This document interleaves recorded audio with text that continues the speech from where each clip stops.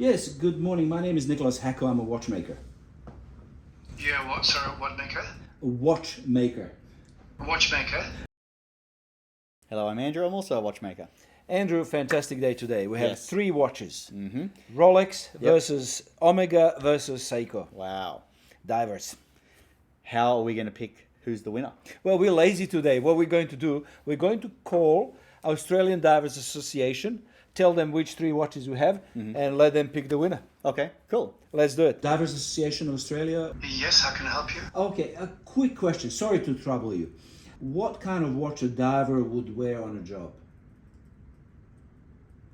A diver, well, it would have to be a dive watch. By dive computers, like watches that actually, like electronic thing that you wear on the wrist, and shows time and date and everything else, and also shows it's like a full dive computer.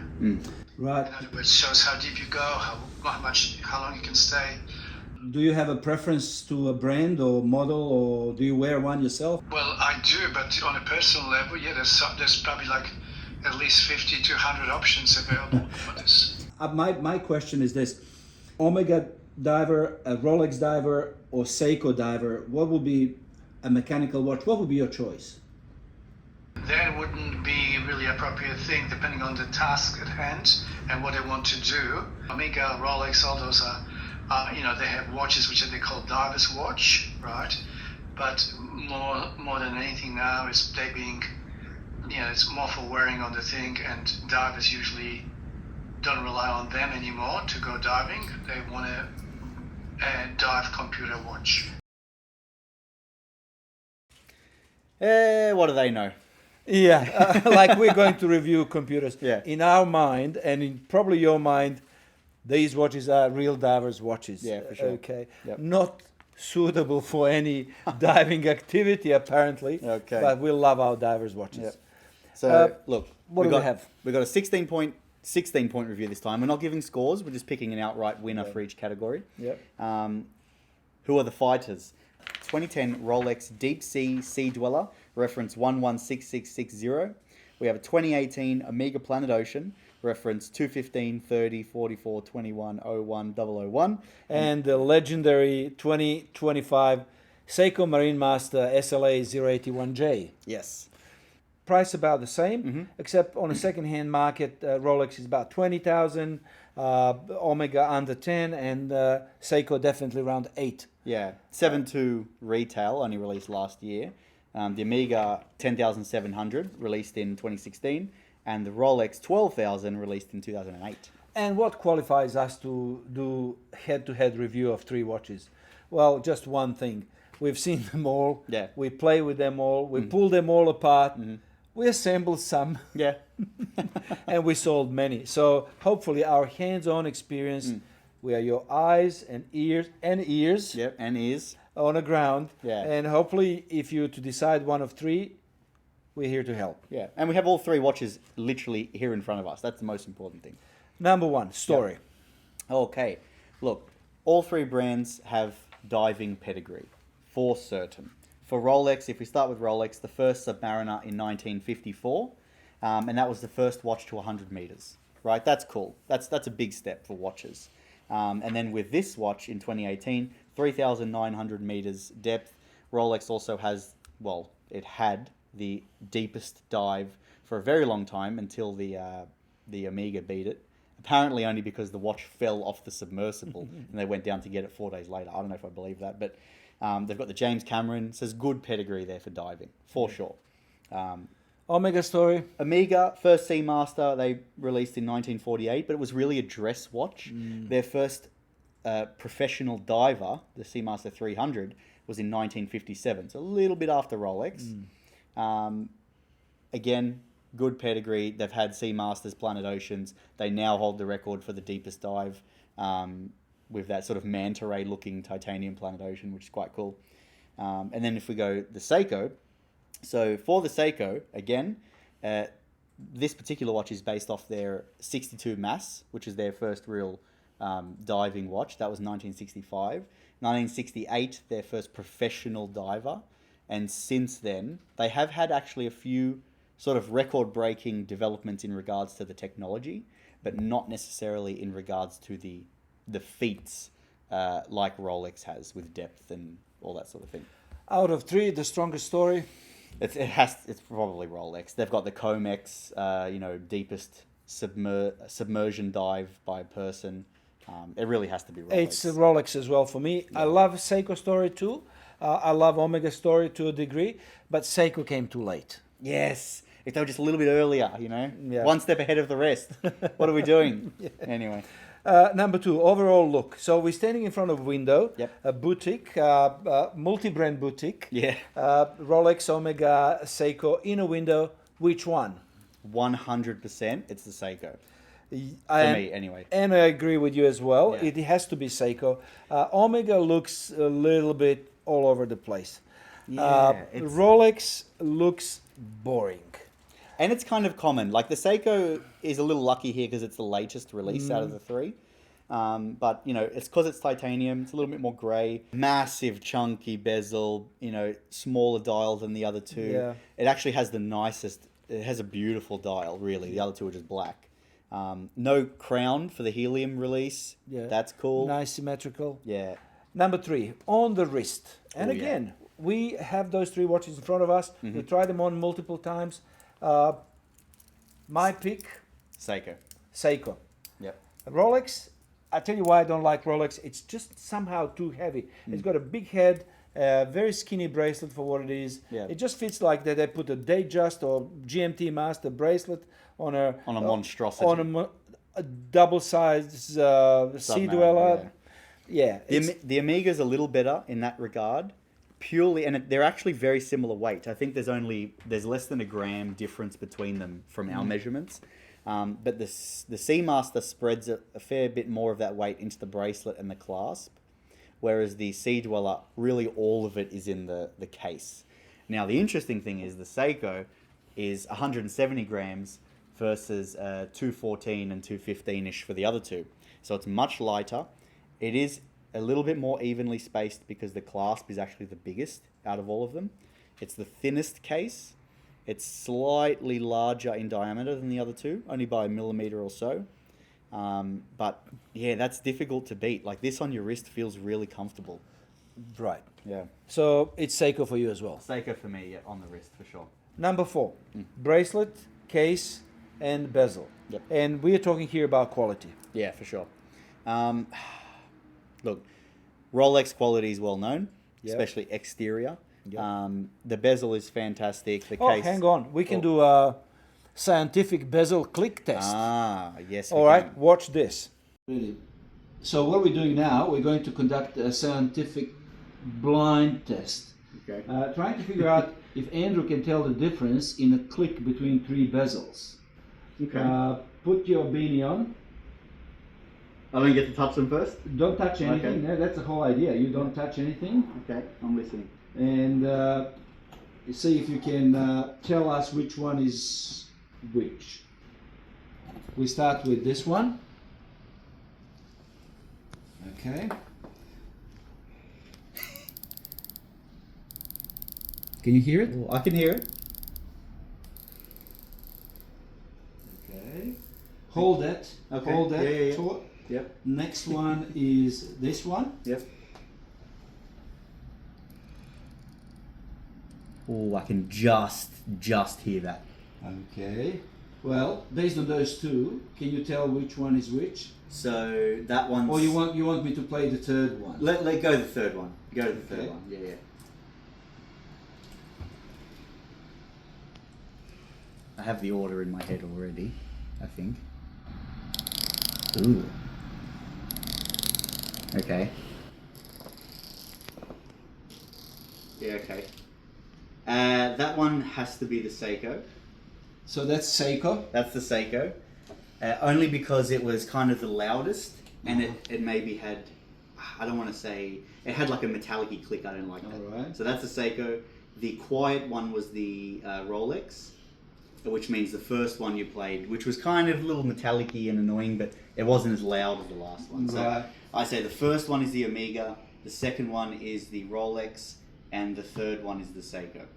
Okay. Would you like me to play you Seiko? Go for it.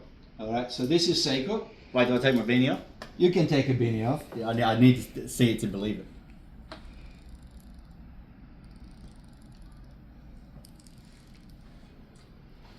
That's Seiko. That's the Seiko. Well, so which, hang on. That's Seiko. Oh, this is the... Okay. I had that literally, I didn't get any of them right. I thought that was the Amiga. Yeah, that was the first one, wasn't it? That was the first. Yeah, I thought that was the Amiga. Okay. Wow. There you go. Seiko's got the nice bezel click. That's interesting. Genuinely, I had absolutely no idea that I had got them all wrong. I was certain that I got them right. Absolutely certain. Well, this test clearly disqualifies Omega from any further comparison. And to be perfectly honest, Omega case cannot compare to titanium Seiko or to proprietary steel hardened Rolex Deepsea case. Yeah. I think my money is still on a Rolex case as for quality and built to last. Yeah, I don't know. I don't like the fact that the Seiko bracelet is pins. I prefer the the screws on the Rolex. It also doesn't have a toolless micro adjust for the bracelet adjustment, whereas the other two do. But it is the easiest to adjust the divers, which you can use as a micro adjust while it's on your wrist. See, the Rolex you can, but it's incredibly annoying and difficult. You certainly wouldn't want to be doing it underwater. The Amiga, you can't actually micro adjust unless you take it off. So for that way, I like the Seiko bracelet the best. I also like the fact that it isn't just this brick of a case. Rolex has that one facet down the side, whereas the Seiko has this nice polished bit, a grained bit underneath. There's only one crown sticking out. Yep. I don't know. That's my pick, I think, the Seiko. You say Rolex. I say Rolex. We have to give credit where credit is due. This is a really well machined case, but I do like the fact that on a Seiko you can remove the bezel. There are 4 screws, and you can take the bezel off to clean, and that's fantastic. That is cool. Next one, number 5. Yep. Dial and hands. Again, it's not Omega. We're not talking about legibility. That's later. Seriously, the quality of Omega dial and hands, mass produced. I really cannot. I can't get excited about Omega dial and hands. Sorry, Omega. But I am very, very excited about the Grand Seiko almost dial on a Seiko. Yeah. How cool is that? For sure. So the other two dials, black, boring. Rolex probably has the best markers. The Seiko markers are very similar. Both of them have a date window at 3 o'clock. Well, all 3 of them do. But the Seiko has a little bit of lume next to it. The Rolex actually doesn't, which is kind of interesting. But the Seiko dial, the actual face, the base of the dial, is this lovely, just a beautiful kind of motif of the ocean floor. You know, when they have like a torch on the ocean floor and it's all dark, but you can see that really dark blue kind of mounds of sand. That's what it looks like. That is a really, really nice dial. And the other thing, I absolutely hate Mercedes hands. I can't stand Mercedes hands on Rolex. I'm sorry. I don't dislike them. If you're with me, leave a comment, please. Darling hands number 5. It is Seiko. You know what else I just noticed, Seiko? Yep. They have no rivet visible in the seconds hand, which is a Wow. Grand Seiko thing. That's cool. These guys don't do that. I like it. Number 6, movement. And here we will bundle everything from finishes to longevity to performance. Yep. Or everything except accuracy. Yeah. So, okay, what are we talking about now? Say Rolex 3135. 3135, that's been around for a very long time. It's a fantastic movement in regards to serviceability, but that's later on in the segment. The finishes are good. It's probably one of the better mass-produced finished movements of all time. Yep. But it's tired, I guess. I don't know. The 8900, that's nicer finished, I would say, than the 3135. More finishes, and they're a lot sharper, especially with the sapphire case back as well. So they're a little bit more proud of it. Then you have the 8L, 8L45, which is a a movement derived from the Grand Seiko 9S65 as a base caliber. Yep. Fantastically finished. Are we talking? I know power reserves a separate comment. That's tough. It is tough. All three brands are doing their best to showcase their movement capability in a diver watch. Only one is actually showcasing the movement. That's right, with the see-through case back. Yeah, I don't like that. I mean, to me, this is negative. See-through case back on a diver watch, 600 meters, forget it. That's true, but we're not really talking about that. We're really only talking about the movement itself. Silicon hairspring, silicon escapement. Yeah. That's cool. Twin barrels, that's cool. Coaxial, not so cool. Coaxial, not so cool. Honestly, if the three movements were next to each other, I'd probably pick the Omega. It's big, it's bright, it's got that massive sort of sunburst kind of Côte de Genève on it.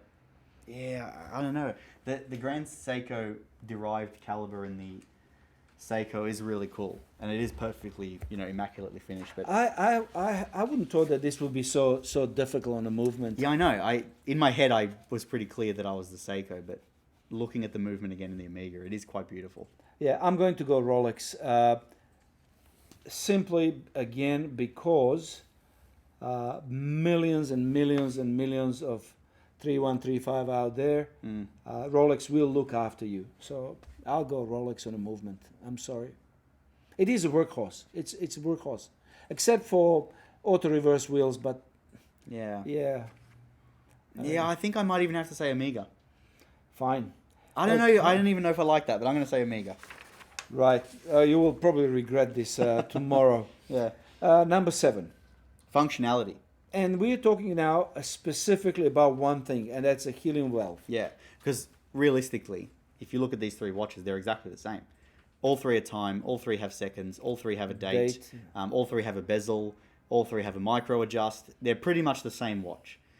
The only difference is the helium valve and how it's sort of integrated. Or not. Yeah.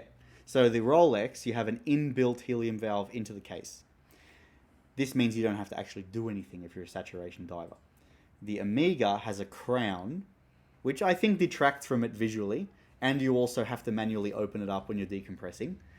The Seiko is such that the case is constructed such that you don't even need a helium valve. That is both cool and incredibly useful. So in that way, functionality, I pick Seiko. Number 8, legibility. Underwater, 25 centimeters in front of you. Yeah, I mean, the Seiko is ISO certified. Yep. So it is technically good as far as the ISO is concerned, but all of them realistically are. The Omega has the largest dial, and so the markers are the furthest apart, which to me kind of means it should be easiest to read. Except for big problem. What's the big problem? 6, 9, 12 numerals on a dial. Yeah. Why do you want them on a dial? Yeah, see, with the Seiko and the Rolex, the 6, 9, and 3 are the biggest markers. But with the Omega, they're actually the smallest. Yeah. Immediate disqualification. Yeah, okay. I mean, me personally, the Rolex is the most legible. And I agree. Yeah. It glows beautifully. Yeah. It's a warm blue, almost neon blue lume. Yep. I love it. Because it's got a black dial as well, it has the most contrast. The Seiko dial has a little bit of blue in it, which could be more greenish. Yeah, could be confusing at that depth. A very similar dial style, though, in regards to the indices, but I think the Rolex wins legibility. It has to. Yeah. Number 9, accuracy. For a diver watch, accuracy is almost irrelevant. Yeah. For the length of dive. So these are all good quality movements, modern movements. Yep. They do keep time as specified. But I think in this category, the winner has to be Omega, simply for actually providing the measurements, actual measurements of this watch is performing according to that meta sheet. Yep, for sure. Right? What is it, the accuracy of the watch? So, well, maybe just to put it very briefly amongst all of them, the claimed accuracy of the Seiko plus 10 minus 5, claimed accuracy of the Rolex is plus 6 minus 4, claimed accuracy of the Omega is plus 5, 0. So it has the best claimed accuracy. Yep. But also, for average daily chronometric precision of the watch, 0.4 seconds per day. That's fantastic. Insane. Yeah. And over its power reserve, 1.1 seconds per day variance. 2.8 seconds deviation from best to worst position. Yep. That's fantastic. Yep. And they prove it. Yeah, I think that's a clear Omega for that one, accuracy. Yeah. Yeah. I mean, with Rolex, you just kind of have to believe them that the watch is... Yeah, I mean, it says superlative chronometer. How much confidence does that give you at 600 meters below the surface? I'm not sure.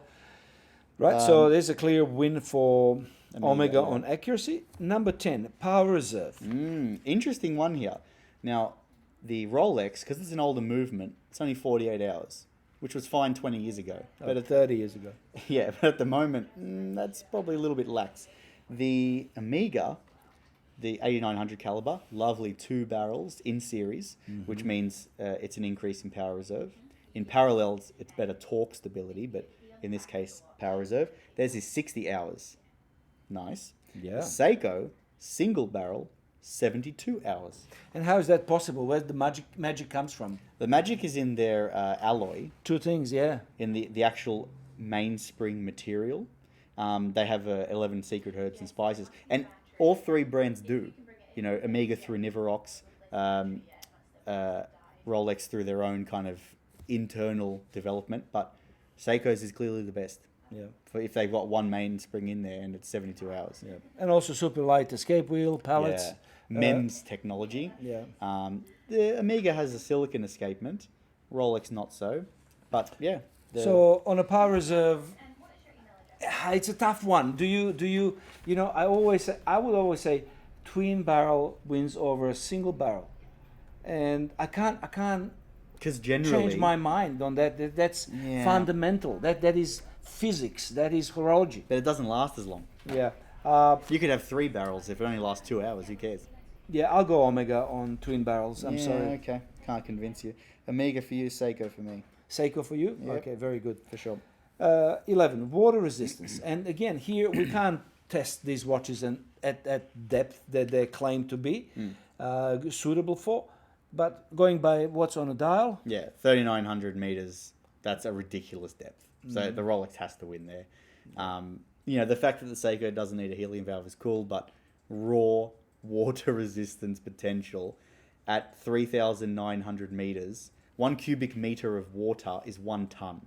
So at 3,900 meters, theoretically, you are under 3,900 tons of water. That is an insane amount of pressure for that watch to be able to exist inside. Good luck to Rolex. yep. So water resistance, it's a Rolex as well for me. Yeah, for sure. But for normal people, Divers are like 40 meters. we already rated this. But if it was just down between Omega and Seiko, your pick. Oh, because they're both 600. I would say the Seiko. No need for a helium valve. And also, you know, Omega has a see-through case back Yeah. versus. See, again, because we said, you know, helium valve's only important in saturation. In this case, the fact that it doesn't have one is important because that case is strong enough to resist tiny, tiny atoms sneaking through the seals, whereas the Omega is not objectively. So I picked Seiko for that reason. Number 12, serviceability. Yep. What that means. A lot. How easy it is to service. Yep. How often do you need to service? Yeah. Watch. I would put my money on Seiko on serviceability to start with. Which is, sorry to interrupt. Yep. It's funny because Seiko actually have a smaller service interval that they suggest. So in those books that we've seen, they generally suggest 3 to 4 years. Rolex and Omega is 5 to 7. But Rolex and Omega both have like consumable parts. They wouldn't call them that, but you're replacing them almost every single service. Whereas with the Seiko, not really the same deal. I would probably trust. Wow, this is a tough one. I was just about to say I would trust Seiko more, but you know, like we get accused of being fanboys, right?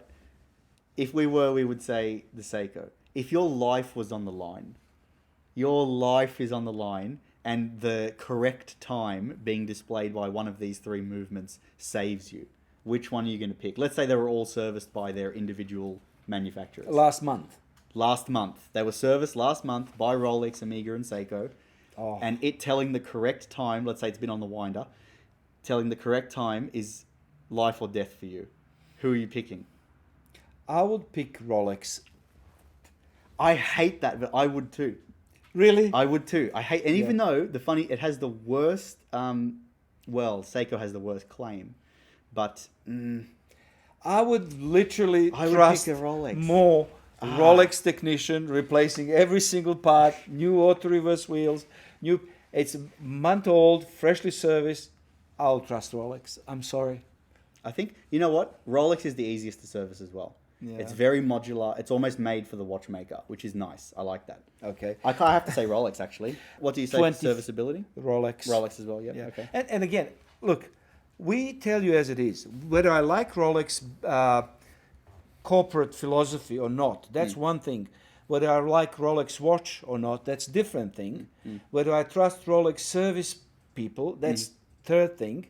And whether I like to collect Rolex watches, my junk box is full of Rolex watches. That's a fourth thing, right? You collect junk boxes. Right. We're not pro Rolex or against Rolex. We just, when it comes to serviceability, you send your watch to Rolex, it takes forever. It is expensive. Yeah. You won't get your spare parts back.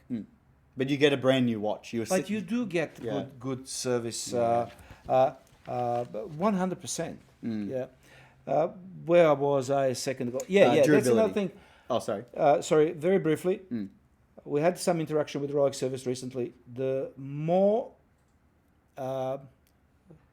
modern the watch, it's cheaper to service. Yeah. Right? Regardless of how complex it is. So modern Daytona is cheaper to service than 30 years old Submariner. Right? So that's where the vintage watches, that's where the price really kind of, Yeah. And Omega is very similar in that, vintage stuff has to go to Switzerland. At least that's the case in Australia. Seiko, I guess they'll always service it until they discontinue it. Then they make parts for another 10 years, then that's pretty much it. So they're all kind of the same, I suppose. Where are we now? So we both said Rolex for serviceability. Yep. Durability next. Durability is really how long would that watch last without any service. So you buy a brand new watch, 25 years later, which one will be still ticking? That's Seiko for me, That's 100%, Seiko, right? And it's funny that it's not the same answer as serviceability. And we will talk about Omega in detail later on, maybe in some other video. But I would say Seiko by far, then Rolex, then really Omega. Yeah. Consumable parts in the Omega, coaxial escapements, ultra annoying. Yeah. The Rolex tends to fall apart in the auto section, rotor post, auto reverse wheels, kind of the same for the Omega. The Seiko is it's just a tractor. Yeah. Yeah. So Number Seiko for me too. Number 14, resale value. Okay, well, this is where things change dramatically over last 5 to 10 years. Rolex used to be, first available with, any shop anywhere. Then it became unobtainable. Then super premium price over retail. Then flippers. And now the peak is over. Things are getting back to normal. Supply is still limited, but the hype is over. Yeah, for sure. I could just give you one example. Can I just give one example? Your video. Yeah, but you Yeah. I'm wasting your time. A gentleman came in the other day after I said I've had enough of Rolex. He brought in a Rolex Submariner, beaten up, at least 25 years old, properly beaten up, stretch bracelet, scratch bezel, in need of overhaul. I'm not sure whether the crystal was scratched or not, irrelevant. I offer $8,500 as is, no box and papers. Okay? He looked at me and he said, 18 and a half, I need to think about it. He misheard me. No, I said 8, bro.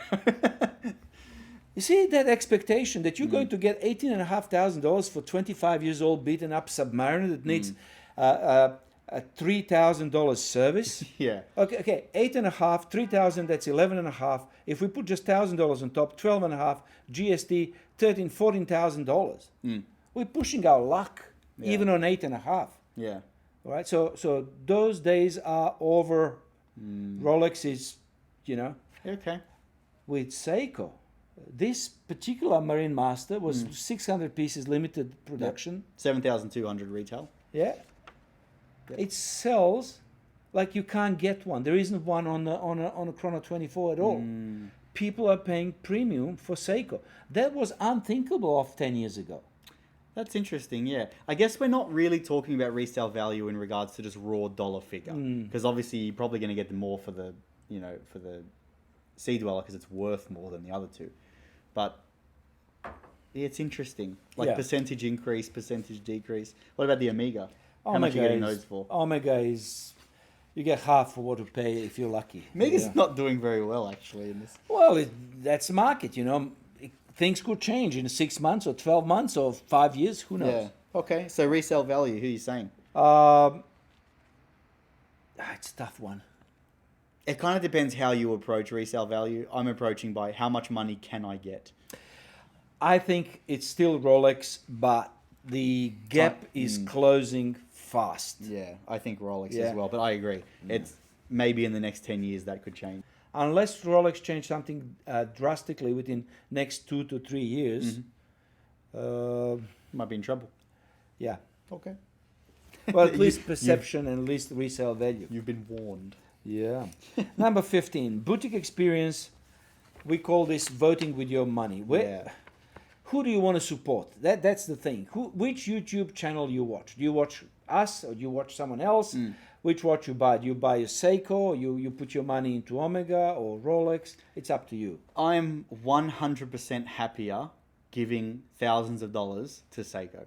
Yeah, I 100%. My money is on Seiko rather than any other brand right now. Even if it was like, you just are going to give $1,000 to each brand, which one is it going to be? I would pick Seiko. The fact that I'm getting this watch back, which I already can see clearly is winning in most of these categories, Seiko 100%. Look, we sell a lot of Omega. Omega is our best-selling second-hand brand. But Omega is bread and butter, right? We love Omegas. They come in, we sell them, move on. No big deal. But if I'm, this is a question.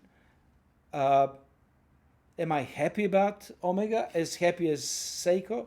As owner, I would probably put my money into Seiko. Yeah, I think so. And when we're talking about boutique experience as well, they're not comparable. Well, we can't even talk to them. They're not even comparable. You have to get into a Rolex boutique to compare them, first of all. So I think Seiko for that category. Again, this morning, on the way to work.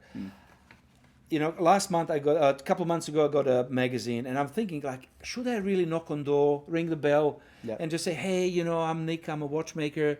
Would you please would you have a magazine for me? Yep. You know what? I didn't want to. I decided not to. I lost interest. I'd rather go to Seiko and get a Seiko magazine than Rolex magazine. I mean, you literally collect Seiko magazines. I do. Yeah. Okay, so boutique experience, it's Seiko on me. That's Seiko for me as well. Okay. Now, last one. The try too hard factor. This is new category. Am I trying too hard with my whole watch collecting and watch look, if buying investments? If you see the way I see trying too hard is this is a diver's watch, or at least it's marketed that way. If you saw someone wearing one of these watches, which one of those guys is the actual diver? So let's say you're on the beach. Someone's wearing a Sea Dweller, someone's wearing a Seamaster, and someone's wearing the Marinemaster. One of those dudes does diving every weekend recreationally, or it's his job. Which one is he wearing? It's easy, isn't it? I think it's the Seiko guy is the dude that's actually diving. Yeah. He does that for a job. He does it every weekend. The Rolex guy is an accountant. He's going for a swim. Rolex guy is really, I have too much money. I can wear $20,000 in water. I don't care. Yeah. The message you're sending with this on your wrist is, I got too much money. And when you wear Omega, the message that you're sending on is, I don't have enough money. I'm poor. I'm sorry, When you wear Seiko, you're a diver. Yeah, that's like a purpose-built watch. It has to be the Seiko. So trying hard factor is the highest on the Rolex, middle which on the is Omega. negative. Yeah, which is negative, and then the best is the Seiko for me. Yeah. All right, that's it. 3 divers watches. That's our call. Yep. Can someone tell you the Gemma score? Okay, so what have we said? Andrew, Rolex won 5 categories, Seiko won 9 categories, and Omega won 2. So I had Seiko as the winner outright, which I agree with, and that's fair enough. Nick, you had Rolex as 7, Seiko as 7, and Omega as 2. So Oh. you were tied there on the Rolex and the Seiko. But overall, on average, it would be. On average, I guess it's the Seiko. That's the clear winner. It won the most categories. And the only watch that I would actually wear on my wrist. That's Yeah. true as well. Yeah. That's genuinely true. So Leave your comment.